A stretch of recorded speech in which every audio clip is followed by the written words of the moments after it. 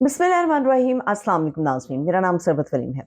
नाज़रीन, कल रात गए आज़म खान का एक स्टेटमेंट उनकी 164 के तहत जो उन्होंने स्टेटमेंट दी इमरान खान साहब के खिलाफ, तहरीक इंसाफ के चेयरमैन के खिलाफ, वो कल रात गए तकरीबन 11 बजे से 11 से 12 के दरमियान जो है वो मंजर आम पर आ चुकी हुई थी।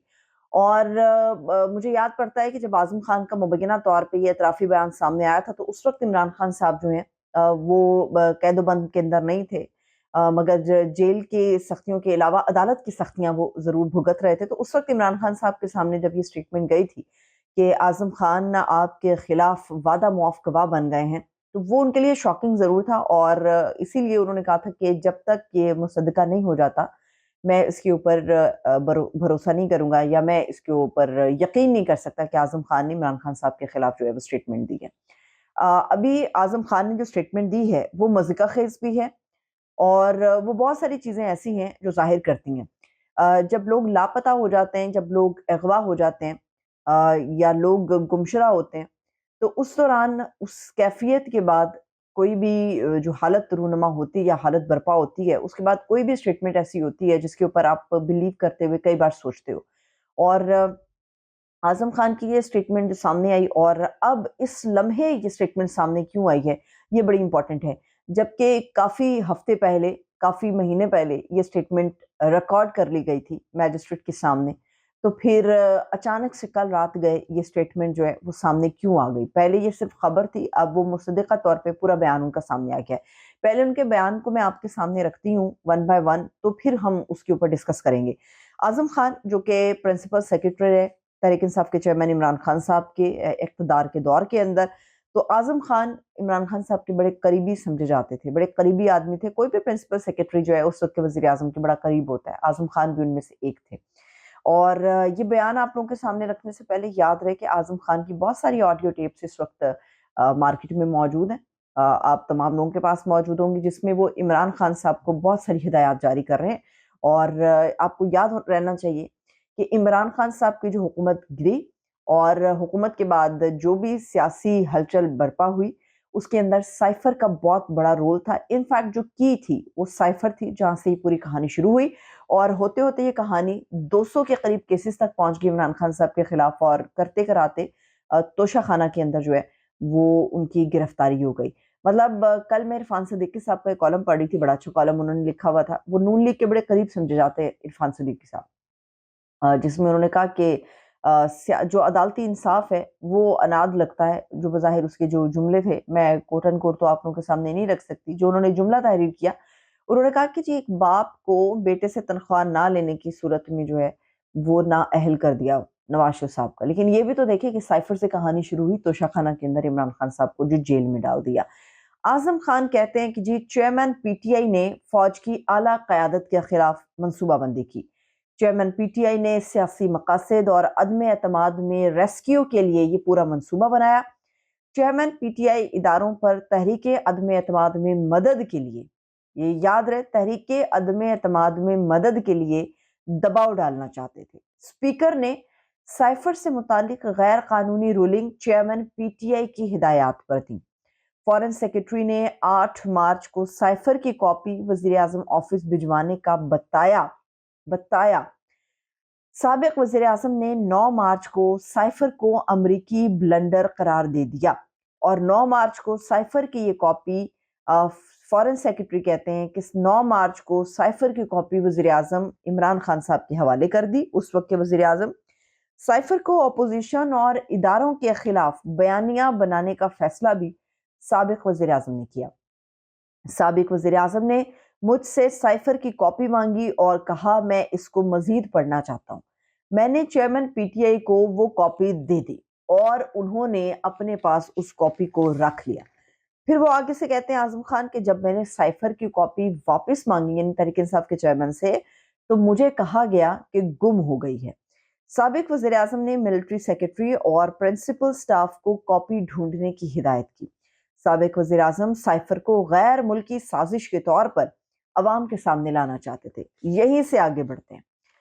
आजम खान ने जब ये कहा कि साबिक वजीर आजम इस साइफर को गैर मुल्की साजिश के तौर पर अवाम के सामने लाना चाहते थे, تو ہم تمام لوگوں کے سامنے وہ آڈیو ٹیپس موجود ہیں، وائرل ہیں، سوشل میڈیا پر موجود ہیں، ہم تمام لوگوں نے سن رکھی ہیں، جن جن کے پاس موبائل فون ہے اور جن جن کی ایکسیس ہے سوشل میڈیا کے اوپر، کہ اس میں اعظم خان عمران خان صاحب کو یہ مشورہ دے رہے ہیں کہ میں منٹس کو چینج کر دوں گا اور ہم اس بیانیے کو یہ بنا دیں گے، ہم اس بیانیے کو وہ بنا دیں گے۔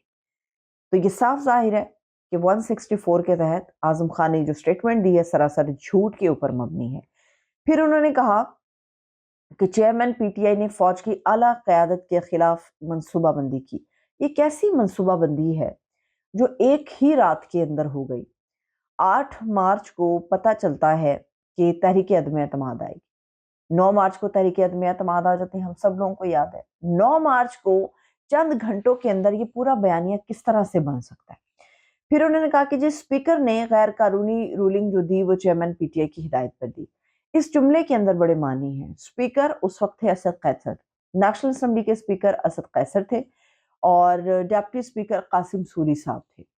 اور قاسم سوری نے جب یہ رولنگ دی تھی، اس کا مطلب یہ ہے کہ کسی سطح پر یہ فیصلہ کر لیا گیا ہے کہ ڈپٹی اسپیکر یا اسپیکر یہ دونوں بھی اس وقت عمران خان صاحب کے خلاف ہمیں محاذ کرتے ہوئے نظر آئیں گے، یا کسی سطح پر یہ سوچا گیا ہے۔ ممکن ہے آنے والے دنوں میں اسد قیصر صاحب اس کے اگینسٹ کھڑے نظر آئیں، مگر بظاہر ابھی نظر نہیں آ رہے۔ قاسم سوری صاحب جو ہیں وہ اس وقت منظر سے ہمیں غائب نظر آ رہے ہیں۔ اسد قیصر مبینہ طور پہ 1-2 ویڈیوز میں کورٹس کے اندر نظر آئے ہیں، مگر کیا اسد قیصر کے حوالے سے بھی فیصلہ کیا گیا ہے کہ سائفر کے کیس کے اندر عمران خان صاحب کو پھنسانے کے لیے یہ لوگ ہیں جن کو شامل کیا جائے گا؟ یہ اپنی جگہ پر اہم ہے۔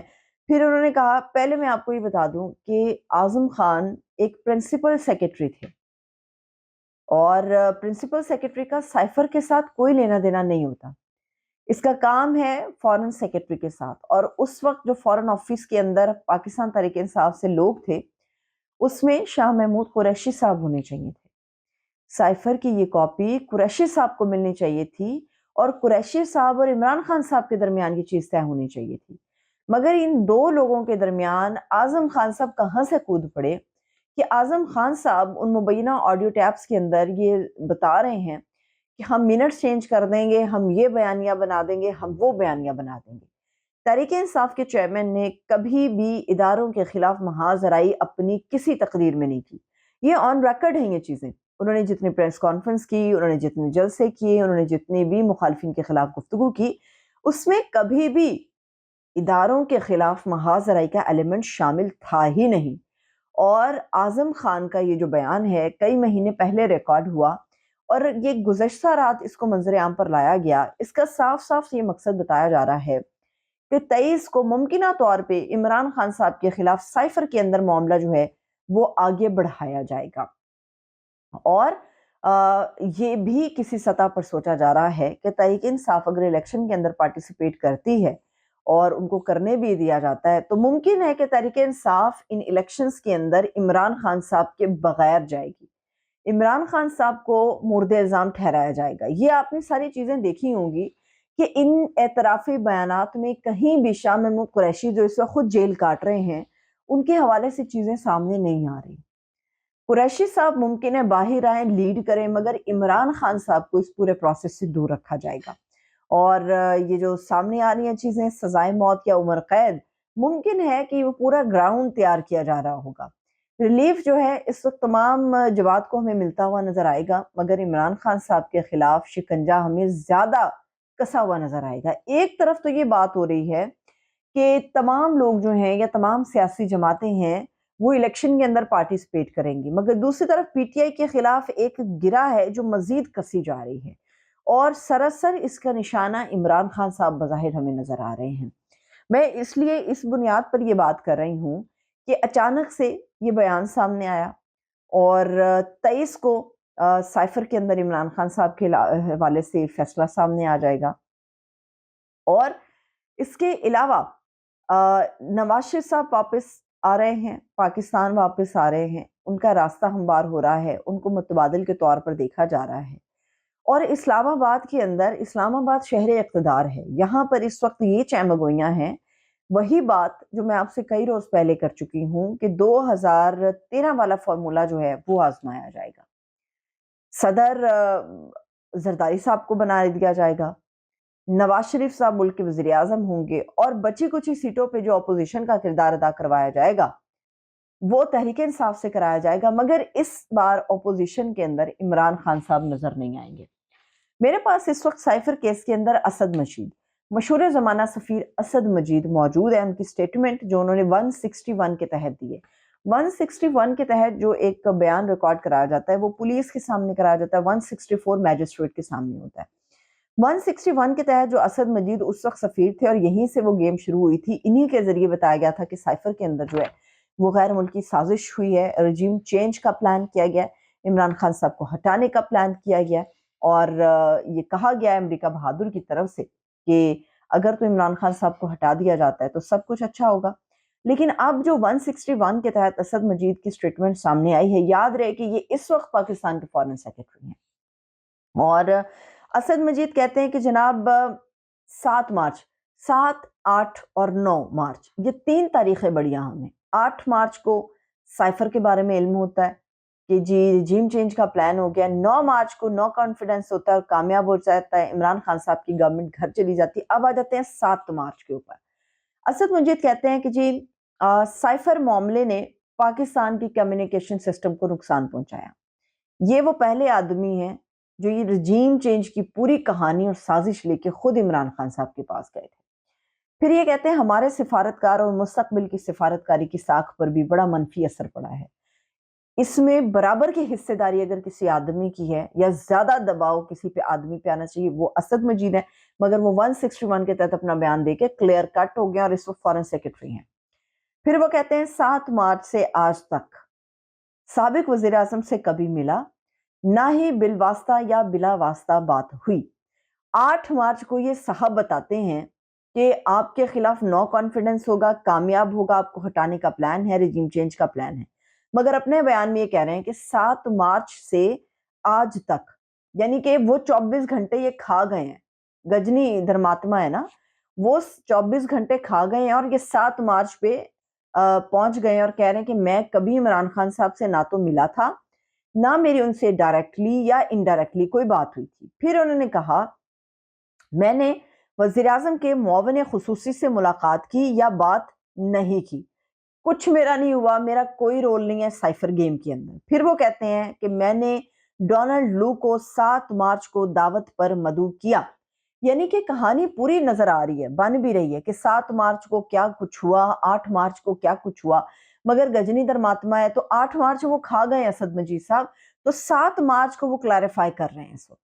ڈونلڈ لو یہ وہ مشہور آدمی ہے جس نے اسد مجید سے کہا، اور جو سائفر کی پوری کہانی ہے کہ امریکہ بہادر کی آشیرواد اگر حاصل کرنی ہے تو عمران خان کو ہٹانا ہوگا، کیونکہ ہم عمران خان صاحب کے ساتھ کام نہیں کر سکتے۔ پھر انہوں نے کہا جی میں نے 7 مارچ کو دعوت پر مدعو کیا ڈونلڈ لو کو، اور پاکستان ہاؤس واشنگٹن کے اندر ملاقات پہلے سے زہرانے پر طے تھی۔ وہ کہتے ہیں کہ جو زہرانہ ہونا تھا ہمارا پاکستان ہاؤس سے جو واشنگٹن میں، اور ہماری یہ ایک ملاقات پہلے سے طے تھی، یہ ایک سڈن نہیں تھی۔ حالانکہ ہمیں یاد پڑتا ہے کہ ایک سڈن ملاقات ہوئی، اور سڈن ملاقات کے اندر یہ خاص میسیج ڈیلیور ہوا، اور اسد مجید نے بطور سفیر اپنی ذمہ داری پوری کی، انہوں نے وزیر اعظم پاکستان کو بتایا سائفر کے حوالے سے، اور 8 مارچ کو یہ ساری صورتحال پیش ہوئی، 9 مارچ کو نو کانفیڈنس ہوا، عمران خان صاحب گھر چلے گئے۔ اب وہ کہہ رہے ہیں کہ اس میں نہ تو ڈونلڈ لو کا کوئی رول تھا، میں تو ویسے پاک صاف تھا، میں تو گنگا نہایا ہوا تھا، میرا تو کوئی رول ہی نہیں تھا۔ 8 مارچ وہ کھا گئے ہیں، 7 مارچ کے اوپر وہ پہنچ گئے ہیں، اور وہ کہتے ہیں کہ یہ ایک سڈن ملاقات نہیں تھی ڈونلڈ لو کے ساتھ، یہ پہلے سے طے تھی، ایک زہرانہ تھا، اس میں ہماری ملاقات ہوئی تھی، بات ہوئی تھی۔ کئی ایسے بڑے بڑے خلا ہیں اس کے اندر، وہ سوراخ ہیں اس کے اندر۔ سوال یہ ہے کہ اعظم خان کی سٹیٹمنٹ ہے یا اسد مجید کی سٹیٹمنٹ ہے، ان سوراخوں کو فل کیسے کیا جائے گا؟ صاف صاف ظاہر ہے، نوشتہ دیوار ہے۔ نگران حکومت ایک طرف تو پی ٹی آئی کے لوگوں کے ساتھ رابطے کر رہی ہے، دوسری طرف پی ٹی آئی بھی چاہتی ہے کہ بات چیت آگے بڑھے، کوئی راستہ نکلے، الیکشن کے لیے سروائیول ہو سکے۔ ایک طرف پریس کانفرنس ہو رہی ہیں، ایک طرف گندے اور گھٹیا الزامات لگائے جا رہے ہیں۔